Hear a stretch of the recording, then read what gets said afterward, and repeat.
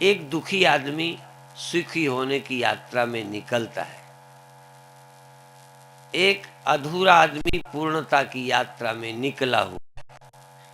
हर आदमी पूर्णता की ओर चल रहा है। विश्वास जिसमें रास्ते को अपनाता है। विश्वास आवश्यक है। विश्वास यदि गलत हो तो हम नहीं पहुंच। गलत मार्ग में पूरा विश्वास कर लो तो नहीं पहुंचोगे। सही मार्ग में भी अविश्वास करोगे तो चलोगे ही नहीं। मार्ग सही है पर विश्वास नहीं है तो यात्रा शुरू कैसे करोगे। विश्वास पूरा है पर मार्ग गलत है तो आप पहुंचोगे कैसे। इसलिए सही मार्ग और विश्वास दोनों ठीक हो तो यात्रा पूरी होती है। तुम्हें विश्वास है कि अमर हो जाएंगे। अभी आप प्रहलाद के पिता की बात सुनी। एक राक्षस के घर में प्रहलाद पैदा हो गए और आप जानते हो कि उसने तप किया है। ऐसा मत समझना राक्षस तपस्वी नहीं होते। बेईमान चुनाव लड़ने में मेहनत नहीं करते क्या? ईमानदार से ज्यादा मेहनत करते हैं। ईमानदार तो कई बार ईमानदारी के भरोसे में ही बैठा रह जाता है और बेईमान जीत जाता है। मेहनत का मामला जरा देखें। मेहनत तो आदमी करता ही है। राक्षस भी मेहनती होते हैं, तपस्वी होते हैं। स्वार्थी लोग भी बड़े संघर्ष करते हैं। बल्कि अभी साध्वी जी का वचन था वो ज्यादा सटीक लगता है। भले लोग चुप रहते हैं, उपराम रहते हैं, निष्क्रिय रहते हैं। बुरे लोग ज्यादा सक्रिय रहते हैं। इसलिए बुराई, अच्छाई के लोग शायद ज्यादा भगवान के भरोसे रहते हैं। दैव दैव आलसी पुकारा। कई लोग भगवान के भरोसे बैठे रहते हैं। कादर मन का एक आधारा। कादर लोगों का यही एक आधार बन जाता है। दैव दैव आलसी पुकारा। जिन ग्रंथों से तुम प्रारब्ध का भरोसा, भगवान का भरोसा लिए बैठे रहते हो, उसी ग्रंथ की ये चौपाई है। वो मेरी बनाई नहीं है। दैव दैव आलसी पुकारा, कादर मन का एक आधारा। ये आलसी लोगों का, कायरों का बस एक मंत्र है। हमारे मंदिर टूटते रहे, हम भगवान के भरोसे बैठे रहे। इसलिए एक बात ध्यान रखने की है कि सब कुछ बैठे बैठे नहीं होने वाला। मैंने ध्यान साधना के कार्यक्रम में बताया था कि प्रयत्न से सब कुछ नहीं होता पर प्रयत्न जरूरी है। मैंने प्रातः कहा था, साधन से यह गुण साधन ते नहीं होई। तुम्हारी कृपा पाओ कोई कोई तो क्या यह गुण आलसियों को मिल जाएगा? यदि साधन से ये गुण नहीं मिलता तो साधनहीन को मिल जाता है क्या? द्रौपदी अपने प्रयत्न से नहीं बची। भगवान प्रकट हुए, लेकिन प्रकट तब हुए जब उसने पूरी शक्ति लगा दी। शक्ति नहीं लगाती तो भगवान कृपा नहीं करते। साधना से सब कुछ नहीं होता क्योंकि परमात्मा साधन साध्य नहीं है। उपनिषद का मंत्र अक्सर मैं सुनाता हूं, नास्ति अकृतः कृतेन। जो अकृत है वो करने से नहीं मिलता। जो नित्य प्राप्त है वो साधन से नहीं मिलता। एक शराब पिए हुए आदमी घर में, वो बाहर शराब पीकर नशे में ही घर ले आया गया। नशे में थोड़ा नशा हल्का हुआ, उतरा नहीं तो कहता है मुझे घर ले चलो। उसका ख्याल था मैं ठेके में ही हूं जहां पी थी। अपने को ठेके में समझ कर कहता है मुझे घर ले चलो, मुझे घर ले चलो। घर वाली ने कहा, घर के और माँ ने कहा, बेटा घर में ही तो है। कहता है मजाक न करो, मुझे घर ले चलो। उनका घर ही में है। कहता रिक्शा लाओ, मुझे घर ले चलो। अब बताओ, जो घर में है उसे रिक्शे से घर लाना है या होश में लाना है? शराब का नशा उतर जाएगा, वो घर आ जाएगा। रिक्शे से घर आने वाला नहीं, बल्कि रिक्शे से और दूर चला जाएगा। ये भी अभी साध्वी रितंबरा से सुन रहे थे। दरअसल में वही थी मंजिल, कदम उठा था जहां से पहले। जहां से आपने यात्रा शुरू की, असल में तो वो वही था। सत्य तुम्हारे साथ है, काहे रे बन खोजन जाई। सर्वनिवासी सदा आले पातो ही संग समाई। भूप मध्य जो बास बसत है, मुकुर मध्य जस छाई। तैसे ही हरि बसय निरंतर, घट ही खोजो भाई। वेदांत का एक सिद्धांत है, नित्य निवृत्त की निवृत्ति, अनित्य प्राप्त की प्राप्ति। जो हम में नहीं है उसी से छूटना है तो उससे छूट ही नहीं सकते। जो मुझ में है नहीं, सिर्फ होने का भ्रम है, उस भ्रम से छूट जाना है। और जिससे हम बिलग समझ बैठे हैं, जिससे हम अपने को अलग समझते हैं, अलग है नहीं, उसको प्राप्त करना है। इसके लिए भी हमारे संतों ने कहा, ज्यों तिरिया स्वप्ने सुत खोयो।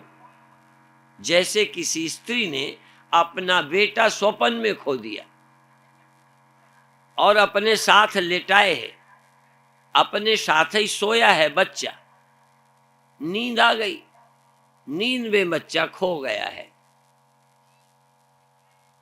ज्यों तिरिया सपने सुत खोयो, ऐसे ही परम प्रभु अपने ही उर पायो। जाग परी पलना पर पायो। जब नींद खुली तो उसको अपने पलना में ही पाया, प्राप्त ही पाया, खोया वाला नहीं पाया। खोए का भ्रम गया, प्राप्त का प्राप्त था।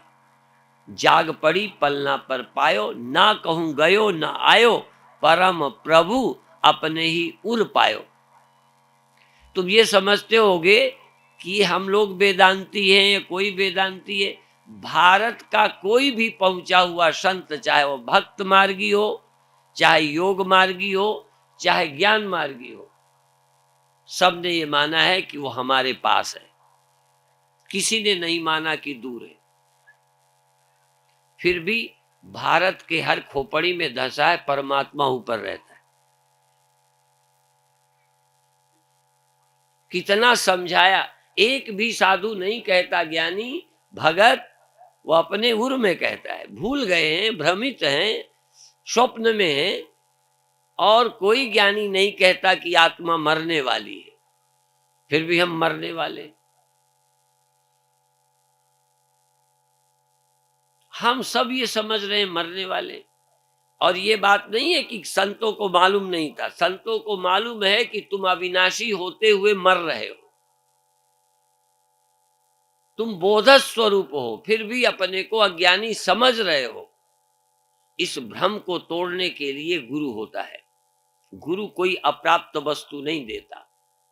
जब ज्योतिषी तुम्हारे घर का धन गड़ा बताता है तो अपनी जेब से 2 रुपया नहीं देता, बल्कि 100-200 आपसे लेता है। देता कुछ नहीं, पर वो अपनी विद्या के बल पर बताता है। और जो तुम्हारा अपार धन घर पर गड़ा है वो तुम्हें मिल जाता है। कमा के नहीं देता, जेब से नहीं देता, पर जरूर एक ऐसी चीज बताता है जिससे तुम्हें प्राप्त धन प्राप्त हो जाता है, अपना धन अपने को मिल जाता है। गुरु भी कुछ देते नहीं है। हमारे पास है क्या जो देंगे? एक समझ है। गुरु समझ देने के लिए ही होते हैं, पदार्थ देने के लिए नहीं होते। और पदार्थ देकर कभी भी परमात्मा ने तुम्हें सुखी नहीं कर पाया। देह दिया, मरते और हो। परमात्मा ने देह दिया तो क्या हुआ? अब तो मरने का डर है कि नहीं? बुढ़ापे का डर है कि नहीं? रूपे जराया भयम, काये कृतांतात भयम। शरीर जिसके पास है उसे यमराज का, मौत का डर है। कोई शरीरधारी नहीं जिसे मरने का डर ना हो। हाँ, जिस समय सामने मौत नहीं दिखती तब तक हम अभय हैं। जरा सा एक बंदूक लेके आ जाए, अभी पता चल जाए। जहां शरीर है वहां डर है, जहां शरीर है वहां सर्प है, जहां शरीर है वहां दुश्मन है। शरीर मिलके मिला क्या है? भय मिला। सारी समस्याएं मिली। देह नहीं है, बिना देह की कोई समस्या बताओ। देह छोड़ो मत, तुम देह को भूल जाओ थोड़ी देर को, फिर बताओ कौन सी समस्या है?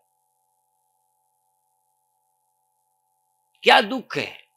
सारे दुख की जड़ है जो मिला है तुम्हारे पास। एक देवी को पुत्र नहीं है, बिचारी अभी पुत्र मांगती फिर रही है। जिनको पुत्र मिल गए हैं वो उनको बचाने की प्रार्थना करती है।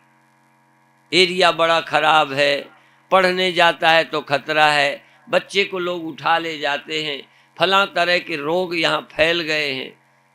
और जो मिला है वो चिंता दे रहा है। कुछ भी मिलेगा चिंता देगा। और भगवान भी यदि मिले और फिर चिंता रहे तो भगवान नहीं है, ये ध्यान रखना। जिसके आजकल तो भगवान भी मिल जाते हैं फिर बिछुड़ जाते हैं, सुबह मिलते हैं शाम चले जाते हैं। भगवान भी एक संसार हो गए। जो मिलकर चले जाते हैं वो भगवान है।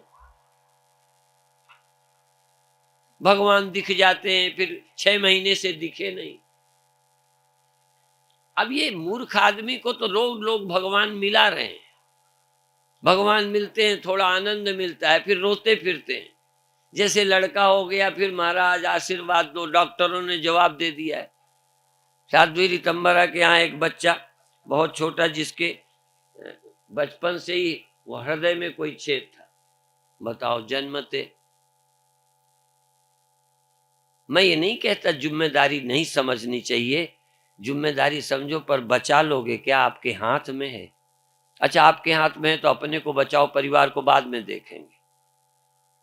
और यदि डॉक्टर बचा सकते हैं तो डॉक्टर पहले अपने बाप को बचा लें, फिर तुम्हें बचाएंगे। ये प्राकृतिक सत्य है। जिसे शरीर मिला है वो बूढ़ा होगा, वो मरेगा। और कभी कभी कहता हूं, जन्मा हुआ अनमैरिड रह सकता है, जन्मा हुआ निर्धन रह सकता है, जन्मा हुआ कम सुंदर हो सकता है, जन्मा हुआ कहीं का विधायक सांसद न बने ये हो सकता है, पर जन्मा हुआ न मरे ये नहीं हो सकता। हो ही नहीं सकता। भगवान भी चाहे तो नहीं बचा सकते। हां, भगवान को पाकर बच तो सकते हो, पर भगवान बचा नहीं सकते। अज्ञानी को भगवान बचाते नहीं, अज्ञानी को कोई मार सकता नहीं। अज्ञानी को कोई बचा नहीं सकता। आप कहोगे ज्ञानी को तो मरते देखा। अज्ञानी को भी मरते अज्ञानियों ने ही देखा है, और ज्ञानियों ने तो अज्ञानियों को भी मरते नहीं देखा। ज्ञानी की दृष्टि में अज्ञानी भी नहीं मरता, स्वप्न देखता है, मरता नहीं। जागे हुए की निगाह में स्वप्न वाला भी लूटा नहीं है, स्वप्न देखता है। वो जानता है वहां जो कुछ होगा ख्वाब, जो कुछ हो, मरा है तो स्वप्न, लूटा है तो स्वप्न, शादी हुई होगी तो स्वप्न। जागा हुआ स्वप्न वाले को नहीं जानता कि बहुत कोई तकलीफ है, स्वप्न देखता है, जागेगा ठीक। हो सकता है जागे वाले को स्वप्न वाला मरा भी देख ले। हम जागे हैं, एक हमारा चेला स्वप्न में देख सकता है स्वामी जी मर गए। यदि कोई चेला स्वप्न में गुरु को मरा देख ले तो गुरु मर गए क्या? यदि अज्ञानी आदमी जागृत में किसी गुरु को मरा देखता है तब भी वो अज्ञानी का ख्याल है, ज्ञानी तो मरा ही नहीं, मर सकता ही नहीं। लोग तो भगवानों को भी मरा देखते हैं। कई लोग कहते राम मरो रावण मरो, राम मरे रावण मरे, मरे कृष्ण और कंस, ऐसा लोग बोलते हैं। पर यदि राम मर गए तो भगवान नहीं है। और राम कैसे मर जाएंगे? कबीर साहब कहते हैं, महान क्रांतिकारी, अंधविश्वासों के विरोधी, पाखंड विरोधी कहते राम मरे तो हम मरी हैं, राम नहीं हम काहे को मरी। वो कहते राम कभी नहीं मरते, राम मरेंगे तो मैं मरूंगा, राम नहीं मैं कैसे मर जाऊंगा। कबीर की निगाह में राम नहीं मरते, ज्ञानी की निगाह में कोई मरने वाला नहीं है और अज्ञानी की दृष्टि में कोई बचने वाला नहीं है। अज्ञानी तो गुरु के लिए भी रोएंगे, हमारे गुरु जी मर गए महाराज, हम अनाथ हो गए। रोने वालों की आदत बढ़ गई। अभी घर के लिए रोते थे, पति के, पत्नी के, बच्चे के लिए, अब रोने वाले की एक आदत और बढ़ गई, अब गुरुओं के लिए भी रो। गुरु औरों का रोना मिटाते हैं, गुरु तो रोना मिटाते हैं, तुम गुरुओं के लिए भी रोते हो। क्या तकलीफ है गुरु को? क्या हो गया है तुम्हारे गुरु को? गुरु मर गए हैं, गुरु मरने वाले हैं। गुरु क्या चीज है? इस देह का नाम गुरु है।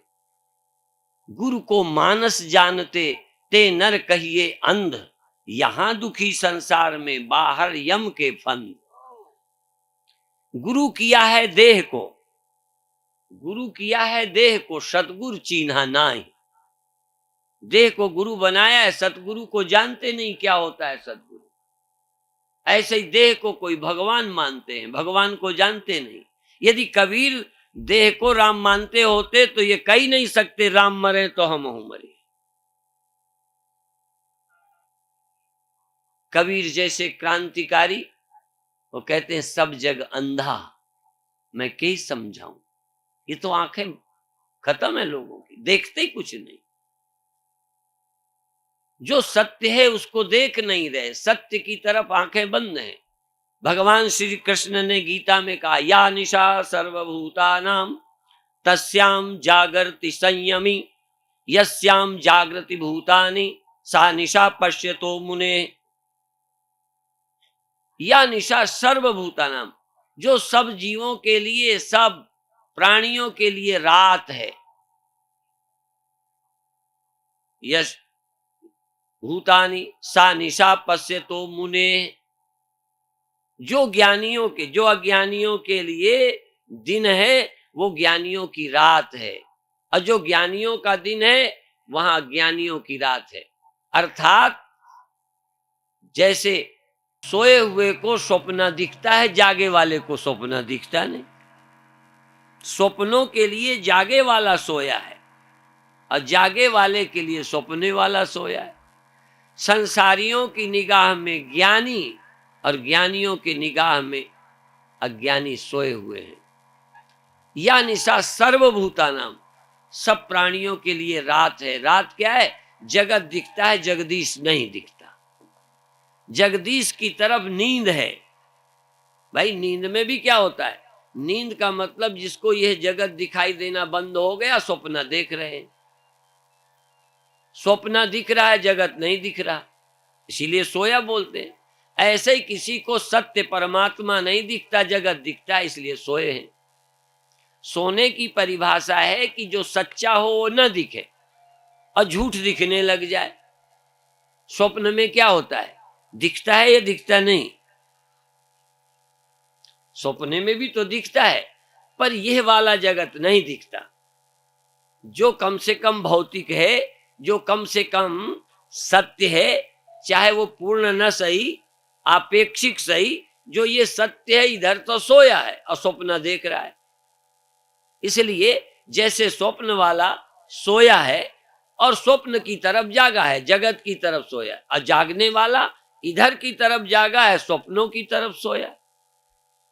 ऐसे ही ज्ञानी जगत को सत्य नहीं देखता, ब्रह्म को सत्य देखता है। और संसारी ब्रह्म को, परमात्मा को सत्य नहीं देखता, जगत को सत्य देखता है। जो जगत को सत्य देखता है वो स्वप्न देख रहा है, जो ब्रह्म को सत्य देख रहा है वो जाग रहा है। दोनों एक दूसरे को सोया समझते हैं। किसी के लिए जगत सत्य है, ब्रह्म मिथ्या है। किसी के लिए ब्रह्म सत्य है, जगत स्वप्न है। जो सपना और पेखना ऐसे जग को जान, गुरु तेग बहादुर जी महाराज नवे गुरु जी बोलते हैं, जो सपना और पेखना ऐसे जग को जान। ये जगत ऐसे ही है जैसे स्वप्न, जैसे खेल। अभी साध्वी ऋतंभरा सुना रही थी, नृत्य नृत्य। जैसे व्यक्ति नाचता है तो कितने पोज, यदि पोज वीडियो बना लो तो हजारों पोज आएंगे, अब व्यक्ति एक है। ये संसार परमात्मा का नृत्य है, स्वप्न है, खेल है। वो अकेला है, वो है तो अकेला, पर अनेक खेल खेला है।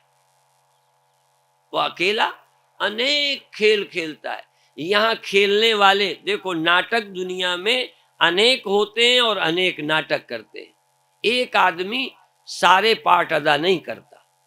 जब कोई मंच पर नाटक करता है, कोई सीता बनेगा तो कोई राम बनेगा तो कोई रावण बनेगा, बनने वाले अलग और बने अलग अलग।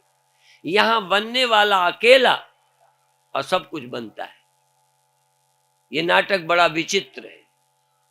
स्वप्न अकेला देखता है और सब कुछ देखता है, किसी को जीता, किसी को मरता, किसी को लड़ता। सांप देखता है, वो काटने आ गया, भागता है। सांप बना कौन है? खुद भाग रहा है, खुद चोर बनता है, खुद चोरी करवाता है, दुखी भी हो जाता है, नींद खुलती है, सब झूठा निकलता है। जो स्वप्ना और पेखना ऐसे जग को जान, इनमें साचो कुछ नहीं, नानक बिन भगवान। बिना भगवान का कोई सच्चा नहीं है। पर ये अभी सुनना, ये तो प्रारंभिक है। पहली भक्ति है श्रवण, शुभेच्छा सुविचारणा तन मानसा सत्वापत्ति असंशक्ति पदार्था भावनी तुर्यगा। ये व्यक्ति के साधक की 7 भूमिकाएं। शुभेच्छा, सुनने की इच्छा, भगवान की कथा सुनने की इच्छा, सत्य की चर्चा, ब्रह्म की चर्चा, उस सत्य को समझने की इच्छा, जिज्ञासा। जिज्ञासा हो, सुनने की इच्छा हो, ये पहली सीढ़ी है। 7 हैं भूमिकाएं। पहली है सुनने की इच्छा, शुभेच्छा, जिज्ञासा, अथा तो ब्रह्म जिज्ञासा। तो शुभेच्छा सुविचारणा, श्रवण मनन निधिध्यासन, पहली है सुनना। सुनने के बाद ये सच है कि कैसे जो कहा है उसको जाके मनन करना। छुट्टी नहीं, बस सुनने के बाद छुट्टी होती ही नहीं। छुट्टी हो जाए समझो श्रोता ही नहीं। सुनने के बाद ये सुना हुआ पीछे पड़ जाए, कहते थे ये क्या है, वो तो कहते जगत को स्वप्न कहा, सत्य आत्मा को कहा, ब्रह्म को सत्य कहा, जो हमें दिखता ही नहीं। जो दिखता है इसे झूठ कहा, स्वप्न कहा। अब सोचना शुरू करें। श्रोतव्यो मंतव्यो निधिध्यासितव्य। तो इस सत्य को जब विचारेंगे तो जन्म मरण का दुख, आवागमन का दुख चला जाएगा। सारे दुख भय चिंता का नाश हो जाएगा। ये और इसके अलावा कोई उपाय नहीं। आपने ये भी सुना होगा, कभी कभी चर्चा लोग करते हैं कि विचार हुआ अमृत कहाँ है। कोई ने कहा चंद्रमा में है, कोई ने कहा सागर में है, कोई कहता है कुत्ते की जबान में है। वो चटवाते हैं ना, कुत्ता चाट चाट कर रोग ठीक करता है। कुछ नाम में लेना नहीं चाहता, जहां जहां अमृत है। लेकिन कुछ लोगों ने कहा अमृत तो भगवान के भक्तों की कथा में है, कथा ही अमृत है। संतों के शब्दों में ही अमृत है और कहीं अमृत नहीं है। कोई अमृत को प्राप्त हो ही नहीं सकता। और ये भागवत की कथा का प्रारंभ भी यही है। जब सांप के काटने का श्राप हुआ तो ये कथा सुनने को तैयार हुए। तो एक पंडित आए और कहते हैं कि तुम ये अमृत पी लो। अमृत लेके आए कि तुम अमृत पी लो, हम कथा सुनते हैं। बुद्धू नहीं था, परीक्षित था। और कोई होता तो कहता ठीक है पंडित जी तुम कथा सुनो, हम अमृत पी लेते। परीक्षित ने कहा भगवान तुम अमृत पियो, हमें अमृत नहीं चाहिए, हमें कथा ही चाहिए। क्योंकि और अमृत दुनिया के सब धोखे हैं। देश में, संसार में, इस मानव लोक में जहर तो सच्चा है, अमृत झूठा है। फिर मैं बता दूं, अमृत की बातें झूठी, जहर सच्चा, जहर खा के मरने वाले जोड़े देखे हमने। प्रेमी युगल मर गए, रेल की पटरी में कट गए। जहर बिकता है, जहर है, अमृत कहीं नहीं है। और भी बताऊं, लोहा है, पारस सोना बनाने वाली हमने तो नहीं देखी। भोरसी वालों को मिल गई हो तो बात अलग। वैसे है तो चैन में भोरसी वाले ठीक ठाक हैं। अब देखो, पारस कहीं है। यदि पारस होती तो कोई मुल्क गरीब नहीं होता, फिर किसी को चोरी की जरूरत न पड़ती। पारस कहीं नहीं, लोहा है, सोना है, लेकिन पारस नहीं है। गंगा है, जमुना है, सरस्वती। हम तो भाई कुंभ में कई बार गए, हमें तो सरस्वती कहीं नहीं मिली। जहर मिला, अमृत तो कहीं किसी बाजार में नहीं मिला, दुकान में नहीं मिला, डॉक्टर के यहां भी अमृत नहीं मिला। रोगों की दवाई मिली, पर बचने का, अमर होने की कोई दवा नहीं मिली। इसलिए अत्यंत विचार करने के बाद निष्कर्ष निकला कि अमृत केवल कथा में है, और कथा वो भी जो सत्य की, परमात्मा की कथा है, कहानी नहीं। एक था राजा, एक था रानी, दोनों मर गए, खत्म कहानी। ऐसी कोई कहानी नहीं कि वो फलां के लड़के थे और ऐसे रहे और फिर लड़ाई हो गई, युद्ध में मारे गए। एक ऐसा तत्व है जो पैदा नहीं होता, जो नहीं मरता है। उसका ज्ञान ही अंतिम लक्ष्य है जीवन का। बाकी आनंद से रहना चाहिए, और ज्ञान के बाद जितना आदमी निर्भय और आनंद से रह सकता है, उतना आनंद से दुनिया में कोई नहीं रह सकता। और कहानी आती है, जैसे इकाई, तो एक इकाई क्या है? एक जिसका शरीर स्वस्थ हो, पत्नी अनुकूल हो, पुत्र आज्ञाकारी हो, धन दौलत पूरा हो, संसार में कोई कमी ना होवे, लौकिक, ऐसे स्वस्थ शरीर वाले एक अच्छे परिवार का नाम एक सुख है। एक मेरे जब मैं सन्यासी नहीं बना था तो कहीं घाघ और भड्डरी के चुटकुले पढ़ा करता था। कभी वो रमई काका की कथाएं, ऐसे चुटकुले हंसने खेलने के पढ़ता था। तो उसमें एक ये भी था, सुख की कल्पना की है। भुई होए गोइड़े, गांव के किनारे जमीन हो, मकान से लगी हुई जमीन हो, भुई होए गोइड़े, गांव के नजदीक को गोइड़ बोलते हैं।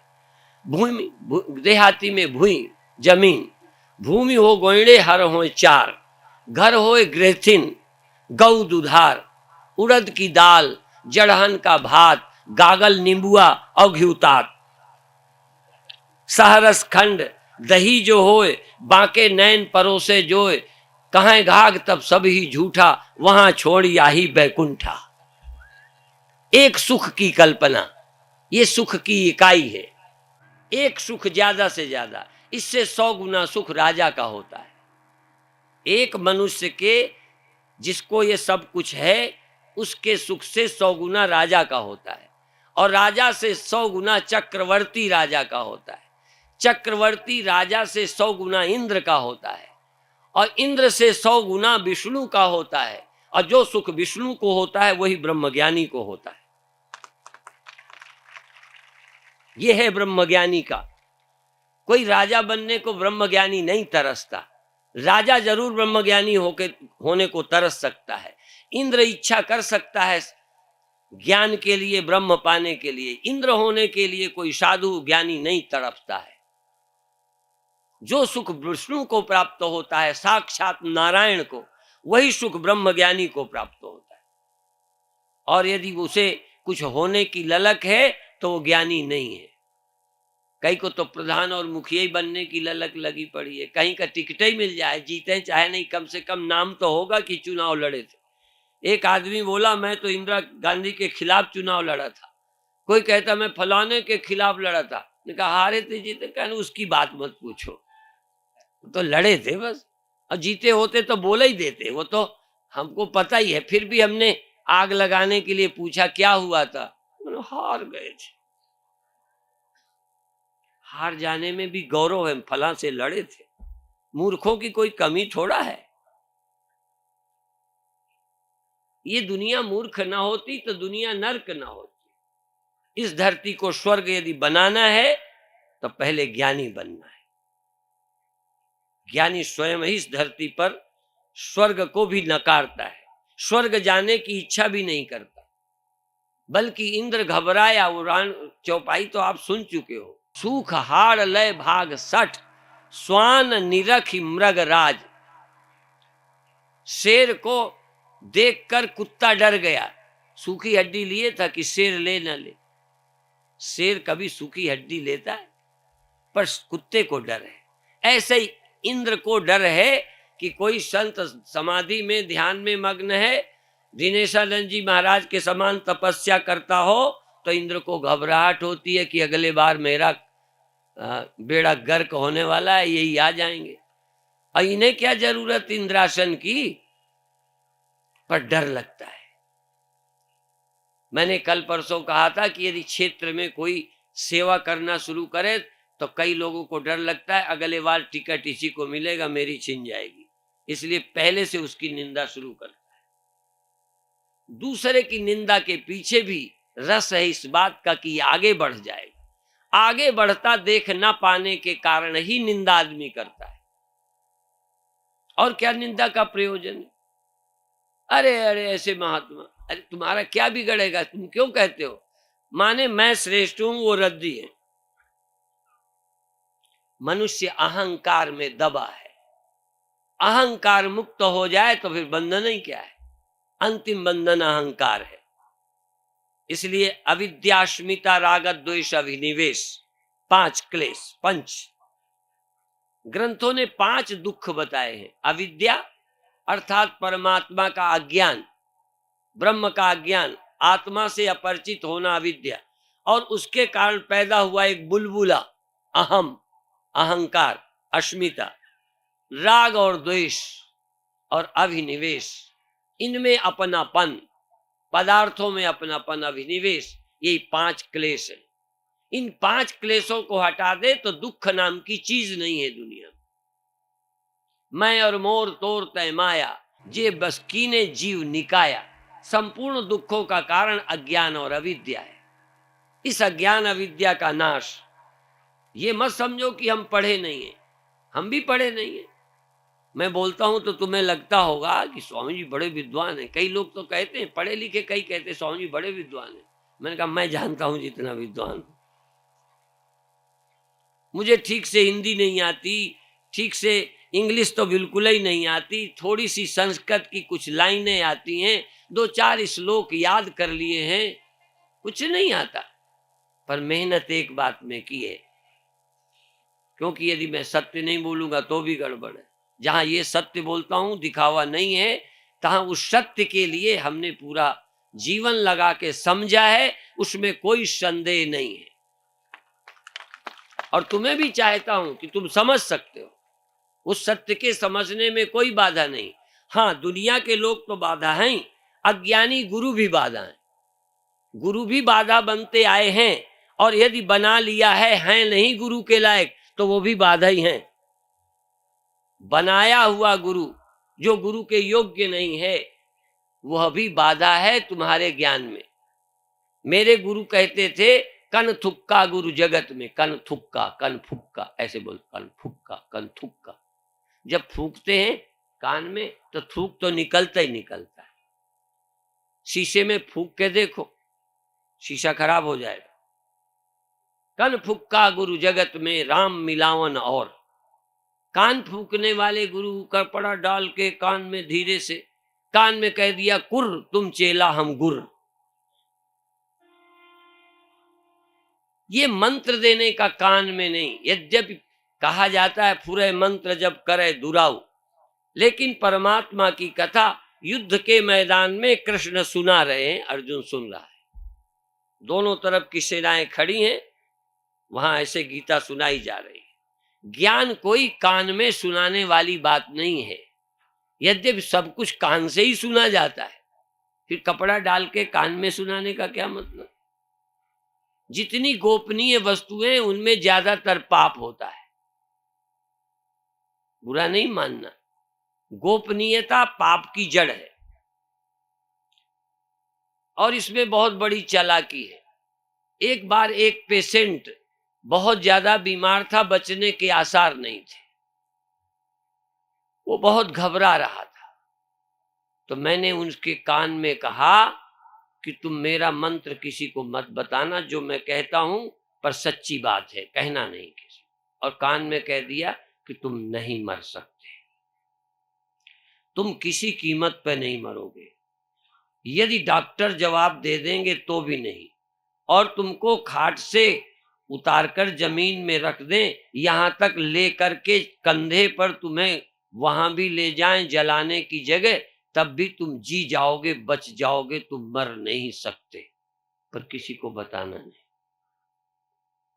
राज क्या था कि यदि मर जाएगा तो मेरी बात झूठी कौन कहेगा, किसी को और बताना नहीं। मेरी बात झूठी हुई है, सबूत क्या है?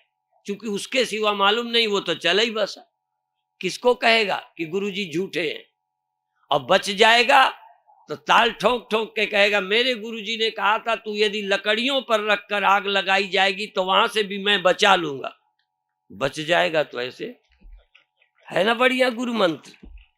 ऐसे ही कई गुरु कहते हैं हम तुम्हें तार देंगे, अभी मरने तक अभी ठिकाना कुछ नहीं, तार कब दोगे यार? मरने की नौबत पर खड़े हैं, अभी तरने की चिंता लिए बैठे हैं। गुरुजी तार देंगे, चाबी लिए रखे हैं, खोल देंगे दरवाजा, आखिर में चले जाओगे एकदम स्वर्ग को। यदि जाना है तो जीते जी समझो द्वार कहाँ है, सच्चाई क्या चीज है। जीते जी समझने की कोशिश नहीं करते, मरने पर गुरुजी ले जाएंगे। मरने पर ही ले जाना है तो गंगा ही ले जाएगी, तुम काहे गुरु बनाते हो? तीर्थ हो आए हो चल जाओगे। यदि पुण्यों के बल से जाना है तो बहुत पुण्य कर लिए हैं, और गुरु बनाने से ही तरते हैं तो वो भी बना लिए हैं, ज्ञान की क्या जरूरत? कबीर साहब ने ये कहा कि यदि जगह में तरते हैं और किसी जगह में नहीं तरते तो फिर मेरे ज्ञान ही कौन नहीं हो रहा, मेरे ज्ञान का क्या मूल्य है? जो इतने दिन मैंने चिंतन किया है उसका क्या बनेगा? केवल तीर्थ में रहने से मर जाते हैं तो एक ज्ञानी एक गधे घोड़े में क्या फर्क है? वो भी तो वहां मरेगा। वो साफ कहते हैं, और ये कहते हैं कि यदि जगह में जाके मरते हैं तो फिर मैं मगहर में मरूंगा जाके।